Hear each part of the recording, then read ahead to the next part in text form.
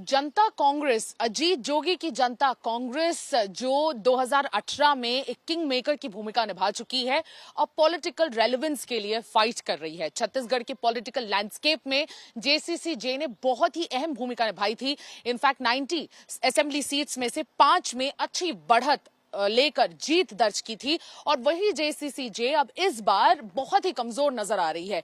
In fact 2020 में अजीत जोगी के मौत के बाद ये पार्टी अमित जोगी देख रहे हैं। अमित जोगी और उनकी वाइफ ऋचा जोगी दोनों इस पार्टी को संभाल रहे हैं, लेकिन अब अस्तित्व के लिए इस पार्टी में लड़ाई चल रही है। इनफैक्ट इतनी ज्यादा इस पार्टी को स्ट्रगल करते हुए छत्तीसगढ़ विटनेस कर रहा है कि आज लास्ट डे नॉमिनेशन पर जेसीसी-जे ने अपनी पहली लिस्ट निकाली 16 कैंडिडेट्स की, जिसमें से 8 शेड्यूल्ड ट्राइब कैंडिडेट्स थे और 1 सीट एससी को गई और इसमें कोई भी विमेन कैंडिडेट नहीं थे। और इनफैक्ट आज फर्स्ट फेज में जाने वाले 20 सीट्स, बस्तर के 12 सीट्स और राजनांदगांव के 8 असेंबली सीट्स, इन सभी पर 7 नवंबर को इलेक्शन होना है छत्तीसगढ़ में और आज last day of nomination file करने का है। इनफैक्ट 3 बजे आज डेडलाइन थी जो कि खत्म हो चुकी है।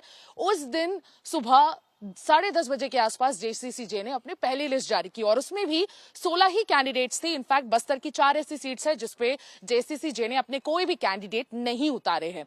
ये एक बहुत बड़ी पार्टी रह चुकी है। इनफैक्ट छत्तीसगढ़ के first chief minister Ajit Jogi, जिनके साइंस कॉलेज की स्पीच में 1 लाख की क्राउड आई थी। इनफैक्ट किसी भी रीजनल लीडर के स्पीच में कभी इतनी क्राउड टर्न अप नहीं की है छत्तीसगढ़ में। और इनफैक्ट अजीत जोगी एक विजनरी लीडर थे जिन्होंने छत्तीसगढ़ को बहुत आगे बढ़ाया था 2000 में जब स्टेट फॉर्म हुआ था और इनफैक्ट काफी स्ट्रगल करके उन्होंने इस पार्टी को बनाया 2016 में और बहुत ज्यादा सिग्निफिकेंट रोल, किंग मेकर की भूमिका निभा रहे थे। कांग्रेस और बीजेपी को अच्छी इनफैक्ट कंपटीशन दे रहा था जेसीसी-जे 2018 में और 7.6 का वोट शेयर भी था और इनफैक्ट उस समय 2018 में ये गठबंधन में था बीएसपी के साथ।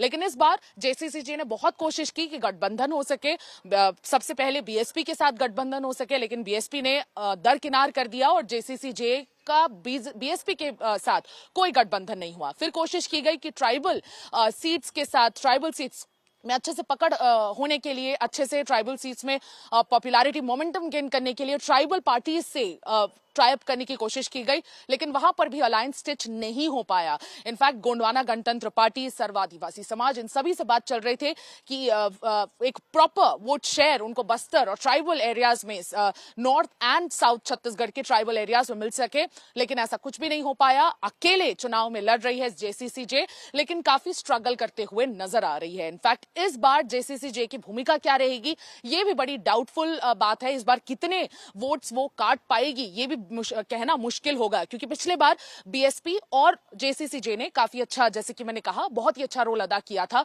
और उनका कंबाइंड वोट शेयर 7.6% था। 5 सीटों पे जेसीसी-जे था और 2 सीटें थी, माफ कीजिएगा, उस पर बहुजन समाजवादी पार्टी थी मायावती की।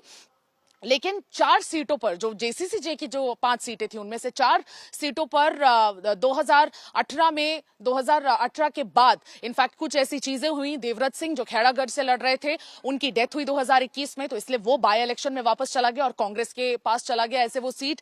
और मारवाही, जिससे अजीत जोगी खुद लड़ रहे थे, जिनका वो बैस्टियन था, 2020 में उनकी भी डेथ हो गई, तो ऐसे ये 2 सीट्स खाली हो गई। धर्मजीत सिंह जो बहुत ही बड़े जेसीसी-जे के फेस थे और अजीत जोगी की बहुत खास माने जाते थे, वो भी पार्टी फोल्ड छोड़कर निकल गए, क्योंकि अमित जोगी से, उनके सुपुत्र से, अजीत जोगी के सुपुत्र से उनकी नहीं बन रही थी।